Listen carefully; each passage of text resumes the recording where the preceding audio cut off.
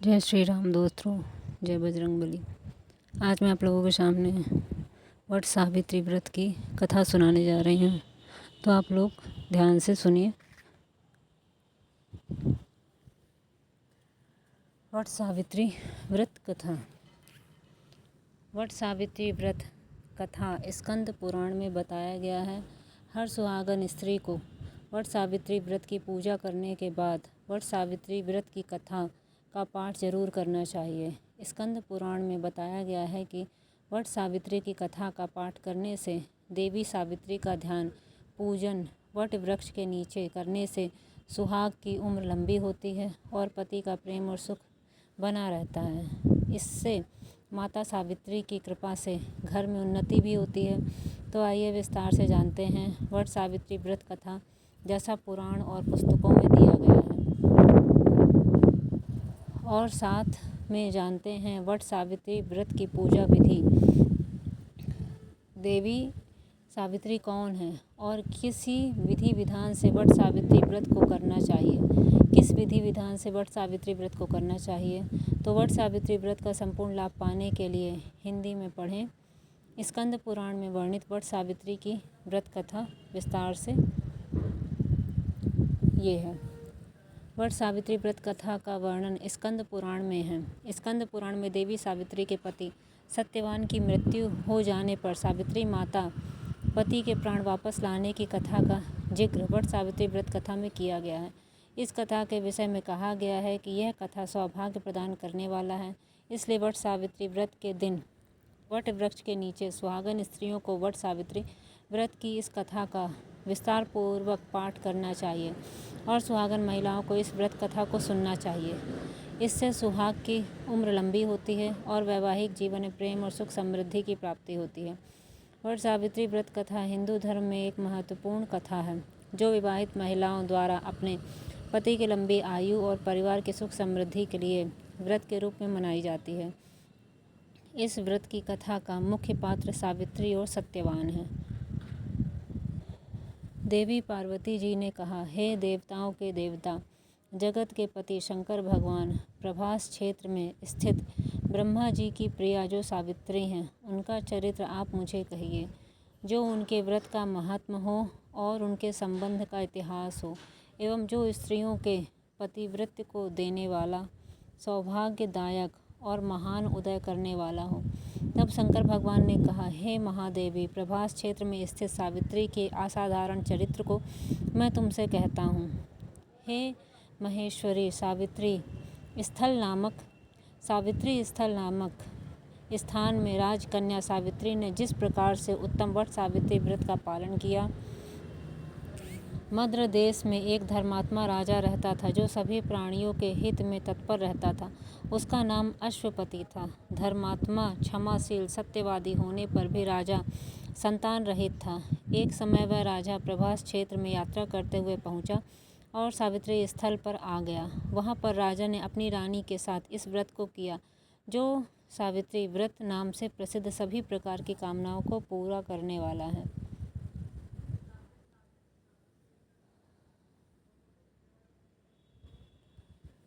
भूर्भुवः स्वः इस मंत्र की साक्षात मूर्ति बनकर स्थिति श्री ब्रह्मा जी की प्रिया सावित्री देवी उस राजा पर प्रसन्न हुई। कमंडलू को धारण करने वाली वह सावित्री देवी दर्शन देने के बाद पुनः अदृश्य हो गई।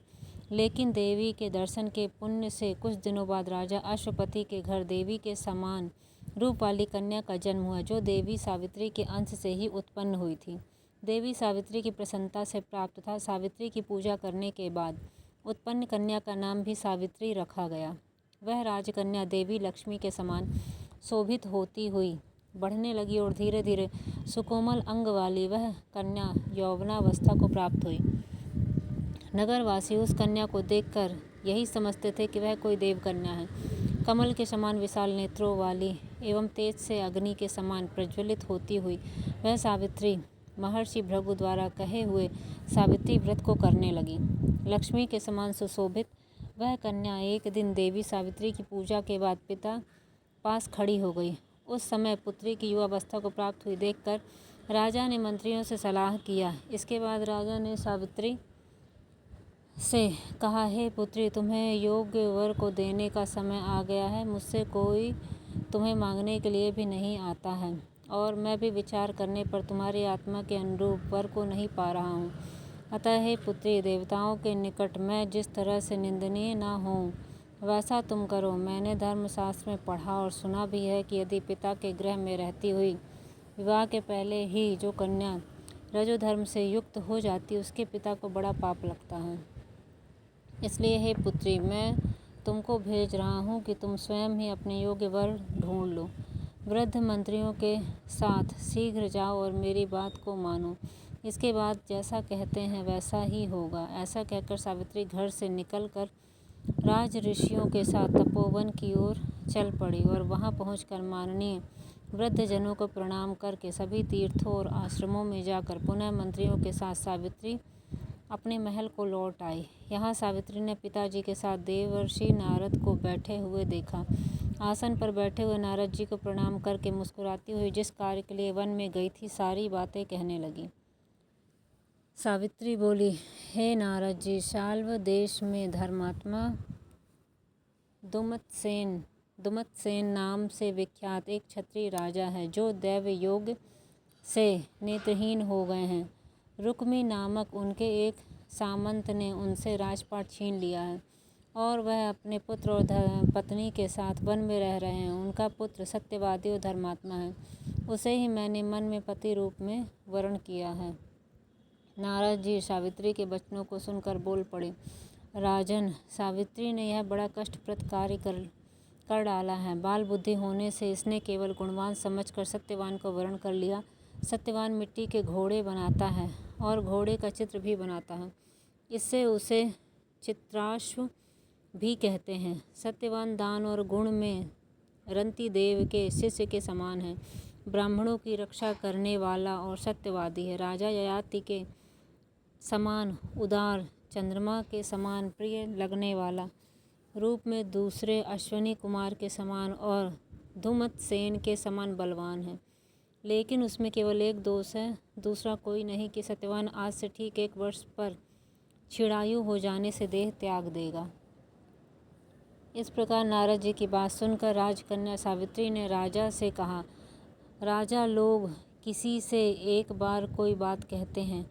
ब्रह्मा बेटा एक बार ही कहते हैं और एक बार ही कन्या दी जाती है। ये 3 कर्म एक बार ही किए जाते हैं, बार बार नहीं। दीर्घायु हो अथवा अल्पायु, गुणवान हो अथवा निर्गुण, वर को एक ही बार वरण कर लिया, अब दूसरे वर को वरण नहीं करूँगी। नारद जी ने कहा, हे राजन, यदि आपको उचित लगता हो तो अपनी पुत्री सावित्री का कन्यादान शीघ्र कर डालिए। राजा शुभ मुहूर्त विधि विधान पूर्वक सत्यवान के संग सावित्री का विवाह करवा दिया। सावित्री अपने पति को पाकर ऐसे प्रसन्न थी जैसे उसे पुण्यवान पुरुष स्वर्ग को पाकर प्रसन्न होता है। सावित्री उस सत्यवान के साथ आश्रम में रहते हुए नारद जी की कही हुई बात को याद करती रहती थी और उस दिन को गिनती रहती थी कि जब सत्यवान देह त्याग कर चले जाएंगे। जब सत्यवान के मरण के केवल 3 दिन शेष रह गए तब सावित्री ने निराहार रहने का व्रत लिया और तीसरे दिन सुबह स्नान करके देवता और पितरों का पूजन किया। फिर सास ससुर की चरण वंदना करके वह भी पति के साथ जंगल की ओर चल पड़ी। जंगल में लकड़ी काटते काटते अचानक से सत्यवान के सिर में दर्द होने लगा। सावित्री ने कहा, आप कुछ देर मेरी गोद में सिर रखकर सो जाइए, फिर हम आश्रम की ओर चलेंगे। जैसे ही सत्यवान सावित्री की गोद में लेटे वैसे ही सावित्री ने देखा कि सांवले पिंगल वर्ण वाले किरीटधारी पीत वस्त्र पहने हुए साक्षात सूर्य के समान उदित हुए पुरुष उनके सामने खड़े हैं। सावित्री ने उन्हें प्रणाम किया और उनसे पूछा कि आप कौन हैं। इस पर यमराज ने कहा कि मैं सब प्राणियों के लिए भयंकर और कर्मानुसार उनका उचित दंड देने वाला यम हूँ। सो हे पतिव्रता सावित्री, समीप में पड़े हुए तुम्हारे पति की आयु समाप्त हो गई है। इसे यमदूत पकड़कर नहीं ले जा सकेंगे, इसलिए मैं स्वयं आया हूँ। ऐसा कहकर फांस के लिए हुए यमराज ने सत्यवान के शरीर में अंगुष्ठ मात्र शरीर वाले जीवात्मा को बलपूर्वक निकाल लिया। उसके बाद यमपुरी की ओर चलना शुरू किया। सावित्री भी यम के पीछे पीछे चलने लगी। यमराज ने सावित्री से कहा कि कोई भी जीव बिना आयु समाप्त हुए यम मार्ग नहीं जा सकता है। सावित्री ने यमराज से कहा, कि आप जैसा सज्जन पुरुष के साथ मैं चल रही हूँ। मेरे पति आपके साथ है तो मुझे आपके साथ चलने में कोई शर्म या ग्लानि नहीं हो रही है। दूसरी बात, स्त्रियों के लिए इस पृथ्वी लोक में पति को छोड़कर कोई अन्य स्थान नहीं है, इसलिए मैं आपका अनुगमन कर रही हूँ।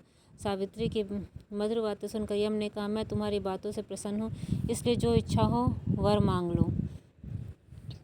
सावित्री ने तब यमराज से अपना खोया हुआ राज्य, सास ससुर की आंखों की रोशनी और 100 पुत्रों का वरदान मांग लिया। अपने वरदान के जाल में फंसकर यमराज ने सत्यवान की आत्मा को मुक्त कर दिया और सावित्री को लौटा दिया। सावित्री पति के साथ अपने आश्रम लौट आई। सावित्री ने सावित्री देवी का व्रत किया, जिसके प्रभाव से सास ससुर की आंखों की रोशनी लौट आई, इनका राज्य भी मिल गया और 100 पुत्र हुए। वट सावित्री पूजा विधि। शिव जी ने देवी पार्वती से कहा कि हे सावित्री, व्रत के दिन प्रातः स्नान करके सास ससुर का आशीर्वाद लेना चाहिए। वट वृक्ष की समीप बैठकर पंचदेवता विष्णु भगवान का आवाहन करें। 3 कुश और 3 तिल लेकर ब्रह्मा जी और देवी सावित्री का आह्वान करें। ओम नमो ब्रह्मणा स सावित्री इहा गच्छ इत तिष्ठ सुप्रतिष्ठिता भव। इसके बाद जल, अक्षत, सिंदूर, तिल, फूल, माला, नैवेद्य, पान अर्पित करें। एक आम या अन्य फल लेकर उसके ऊपर से वट पर जल अर्पित करें। यह आम पति को प्रसाद रूप में खिलाना चाहिए। कच्चा सूत लपेटते हुए 7 या 21 बार वट वृक्ष की परिक्रमा करें। वैसे 108 बार वट वृक्ष की परिक्रमा को सर्वोत्तम माना गया है। इस व्रत का पारण काले चने से करना चाहिए, क्योंकि काले चने के रूप में ही सावित्री को उसके पति के प्राण यमराज ने लौटाए थे। वट सावित्री व्रत कथा पूरी हुई। यदि आपको मेरे द्वारा कही गई कथा पसंद है तो मेरे चैनल को सब्सक्राइब करिए, लाइक करिए और शेयर करिए। धन्यवाद। सावित्री माता की जय।